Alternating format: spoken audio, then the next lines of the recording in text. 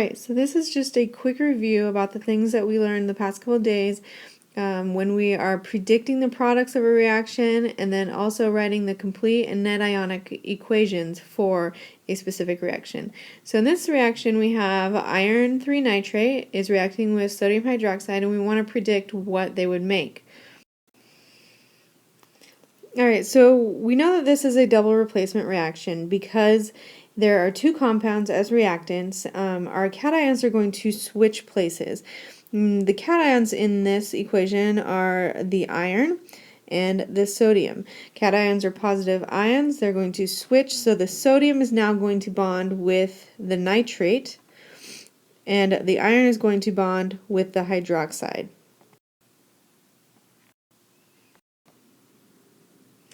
When our iron combines with our hydroxide, we crisscross the charges and we get FeOH3. We have to put the hydroxide in the parentheses because we want to say that we have 3 hydroxides, not just 3 hydrogens. And then our sodium combines with our nitrate in a 1-to-1, so both of our subscripts will be 1 if we crisscross the charges. Now, we don't know if the iron hydroxide or the sodium nitrate are soluble, which means aqueous, or insoluble, which means solid. So we have to go to our solubility rules sheet that I gave you and see which one is which.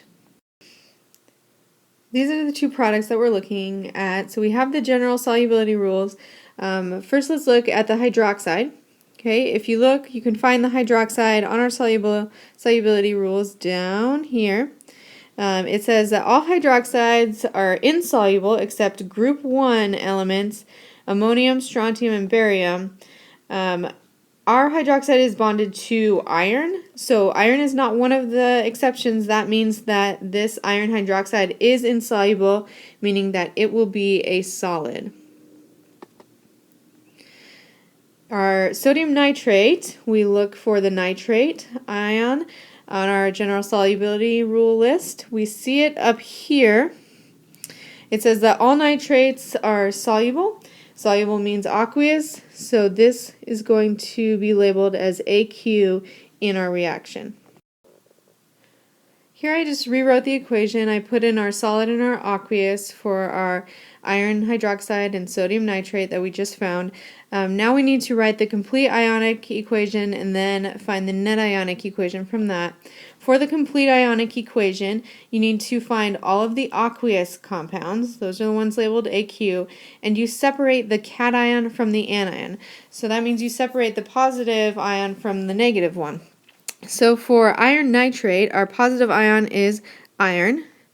Its charge is 3+, so we write it as iron 3+. We need to add that to nitrate, which is the negative ion, and its charge is -1. We continue with our sodium hydroxide. Our cation is sodium +1. Our anion is hydroxide, which is a -1. And then onto our product side, if we have a solid, we can't break that up into its ions, so we need to just drop it down as it is. We have FeOH3, we just leave the solid, and then we have sodium nitrate, which is aqueous, so we can break it into its cation, the sodium, and its anion, which is the nitrate ion. Now, we have our complete ionic equation. It shows all of the ions that would separate when they're dissolved. To find the net ionic equation, we need to look and find the spectator ions. The spectator ions are the ones that you see both on the reactant side and on the product side. They're just watching the reaction occur. They're not actually being involved, and so we can cross those out in order to get the net ionic equation. So in this, we see that sodium is on both sides, so we're going to cross it out. And nitrate is on both sides, so we cross that out. So we are left with our iron 3+, our hydroxide minus, and our iron hydroxide 3. Our net ionic equation can just be written as what is remaining. We have our iron 3+. We have our hydroxide ion on the reactant side, and then on the product side we have FeOH3. That's a solid. Okay, this would be our net ionic equation, except that we have to still balance it with respect to charge and with respect to the number of atoms we have. In order to balance this with respect to charge on both sides, we need to look at the charges present on the reactant side and compare it to that on the product side. On the reactant, we have a +3 and a -1. So overall, our charge on the reactant side is +2. On the left hand or on the right hand side, the products, we have a solid or a compound. The charge of those is always going to be 0. They're neutral because there's no charge showing. In order to fix this, we need to add a number to the reactant side, because no matter what number we would add in front of the product, the charge on that side is always going to be 0. We are never going to be able to get it up to +2. We don't want to add a number in front of this Fe over here because that would give us more positives. So we're going to put a number in front of the hydroxide to give us more negatives.